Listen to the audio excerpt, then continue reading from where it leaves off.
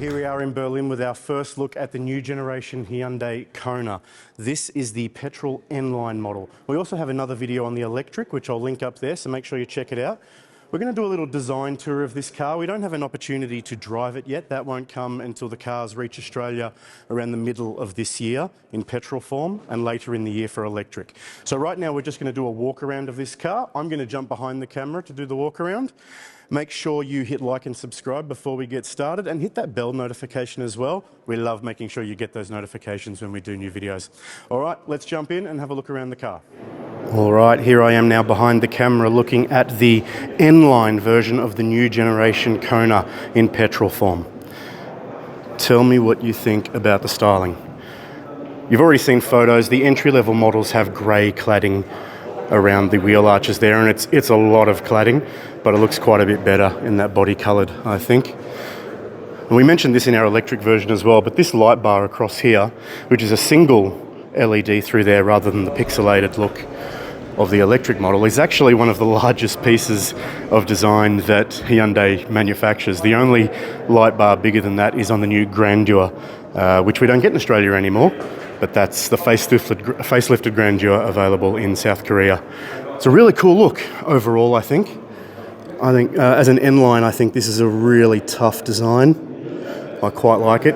This will be a 1.6 turbo, just like the current model. There's no power bumps with these models, but 160 kilowatts, I think it is, Newton meters. I'll throw up on the screen. The important thing is that it's matched with an 8-speed automatic instead of the 7-speed dual clutch transmission that was in the previous model. And to be honest, it was a much maligned transmission, so we're pretty happy to see that change, and I think that this is going to be a much more compelling drive as well. Hyundai actually believes that the N-line models in the new Kona range will represent around 50% of sales, 40 to 50%. And when it looks like this, I have to say I'm not too surprised. It looks pretty tough. I really like this wing at the top. It's actually quite a large wing for what's effectively a warm model. You may already know there won't be a full bottle N model in the new Kona range, so this is as hot as it gets for now anyway. And we don't believe, or at least they're not telling us, that there will be a performance-focused version of the electric. So apart from that instant acceleration that comes with electric models, this is kind of as quick as the new generation Kona is going to get as well. And I'll put the performance figures that we know of anyway up on the screen, along with the current model's figures. Let's have a look inside. Nice. So continuing this red theme of N-line models in general through there.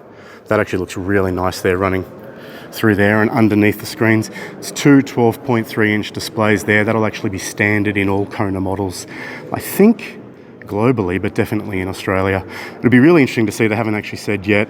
I'll put it on the screen if we've got new information, but in current Hyundai models, any variant with the large 12.3-inch display doesn't actually have wireless Apple CarPlay or Android Auto.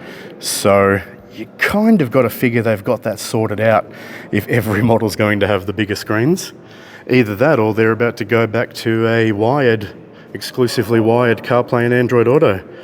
You heard it here first if that's true. Now, unlike the previous model, we've got now a column shifter there, like the Ioniq 5, and of course also like the Kona Electric. So shift-by-wire, column shift there, frees up a lot more space here in the center console. That's actually a massive area there.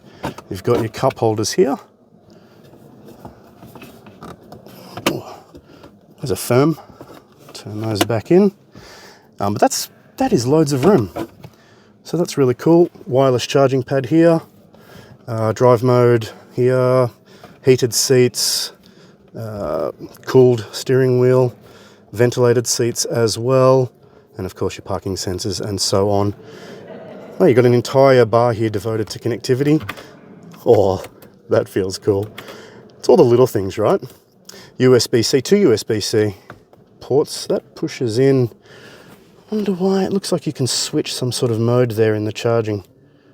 That's pretty cool. We've got seatbelt alerts up there. dark finish to the controls here. In the electric, this is all silver. So we get a darker finish in this N-Line model. We'll find out in a moment what the hybrid has. We're going to move over to that after this. And for a first, here is a non-electric Hyundai model with this new 4-dot design in the center of the steering wheel. I'm not sure if you can see the 4 dots, but in the electric, they light up to show you battery status. So I doubt they light up in this model. But either way, if you didn't already know, those 4 dots are meant to represent H in Morse code. Now, I haven't actually checked that, but that's what they tell me. So pretty cool in here overall. Decent sized glove box. None of the storage is flocked for people who care about such things. So things are going to rattle around in there if you put anything in.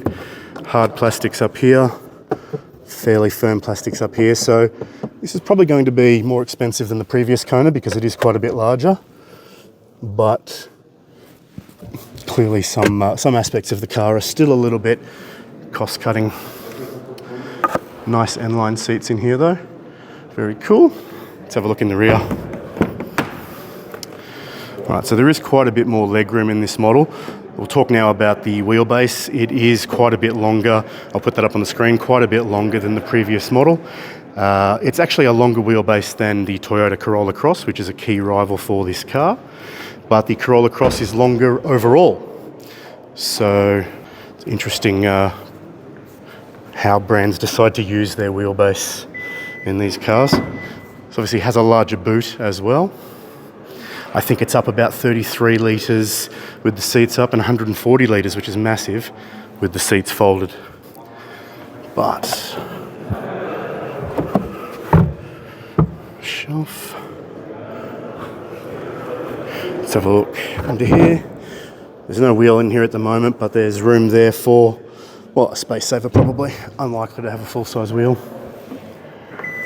Powered tailgate. Get the dual exhaust there on the right. It's actually a pretty cool looking design as well. Bit of effort gone into that. It's good. All-wheel drive in this car obviously is the 1.6 turbo, and as we said, quite a bit larger as well than the previous model. Pricing, we don't really know exactly where this model in particular will sit. We know that the current range starts at around 27 grand. There's no way the new Kona range is going to start with anything like the pricing of the current model. It's just a much bigger car now, and they have much bigger expectations of its position in the market. So we'd expect the lineup to start at around 33 to 35 grand, where it will compete with the Toyota Corolla Cross. N-Line model, obviously you'd be getting closer to 40 grand, if not more.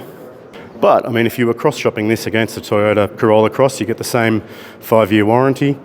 Servicing requirements will vary. We don't really know much yet about the local spec for the Kona.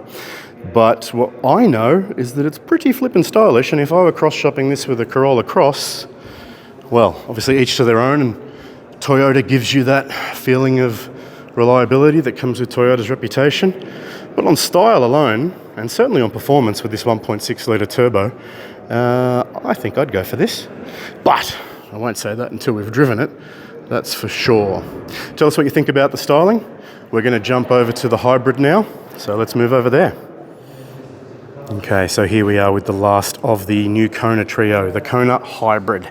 So again, this one brings its own styling. It's still got that LED bar that we've seen on the electric and on the petrol model.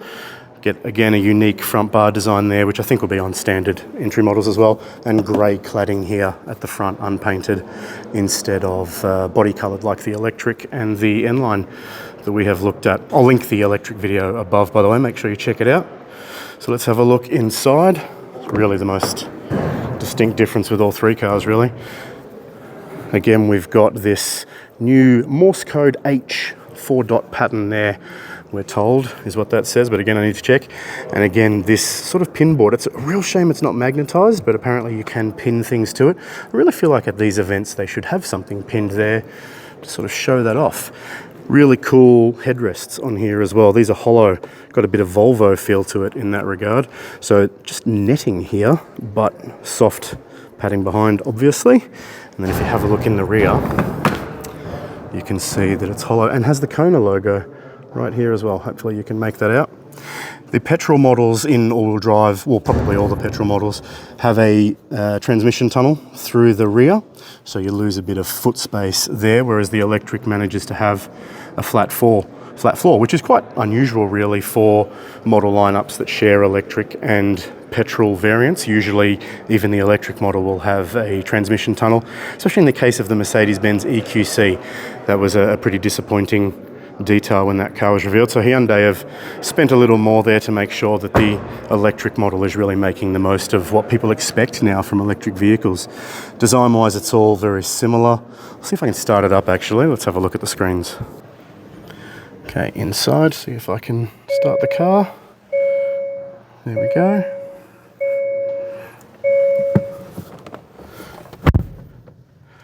Cool. I better not start it up. I don't think they'll appreciate that. Or we'll do a quick start.